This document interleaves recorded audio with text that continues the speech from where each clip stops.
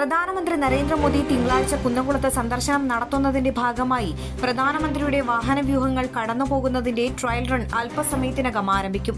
പ്രധാനമന്ത്രി ഹെലികോപ്റ്റർ ഇറങ്ങുന്ന ശ്രീകൃഷ്ണ കോളേജ് ഗ്രൗണ്ടിൽ നിന്ന് ആരംഭിക്കുന്ന ട്രയൽ റൺ കുന്നംകുളം ചെറുവത്തൂർ ഗ്രൗണ്ടിൽ സമാപിക്കും.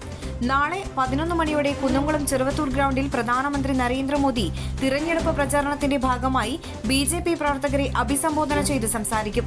പ്രധാനമന്ത്രിയുടെ സന്ദർശനത്തിന്റെ ഭാഗമായി ഇന്ന് രാവിലെ 7 മണി മുതൽ 1 മണി വരെ സുരക്ഷാ ക്രമീകരണങ്ങളുടെ ട്രയലും നാളെ രാവിലെ 7 മണി മുതൽ ഉച്ചവരെ കടുത്ത നിയന്ത്രണങ്ങളും ഉണ്ടാകും.